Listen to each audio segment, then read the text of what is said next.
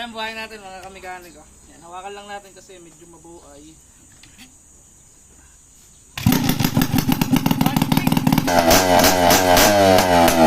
So yan, ito na yung itsura mga kamekaniko. Ganito na siya, kapogi. Yan. Napakaganda na mga kamekaniko. Yung itsura ng ating engine. Yan, kintaba na. Si babaw. Right. Yun na itsura niya mga kamekaniko. Yung gano'n kakintabang yung engine na yan.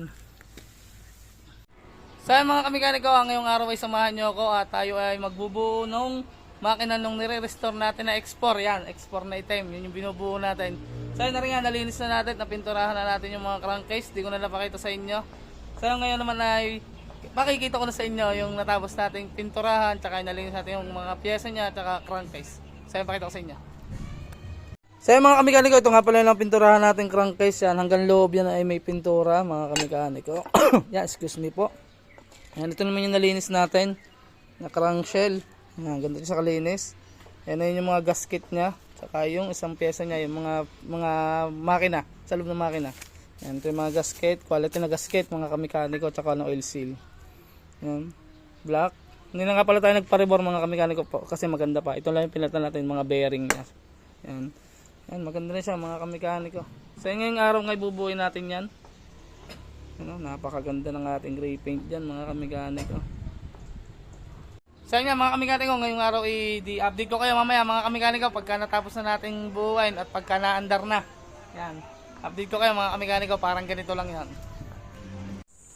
So yun mga kamekaniko, update. Yun, kinabukasan na nga pala rin mga kamekaniko, hindi na ako nakapag-video kahapon at ginabi na tayo pagbubuo. Aray, nabuo na natin. Total hindi pa ng buong buo kasi ilalagay din natin ito mamaya. Pakita ko sa inyo yung ganda pag nabuo. Naikabit na natin yung mga nakalagay din are.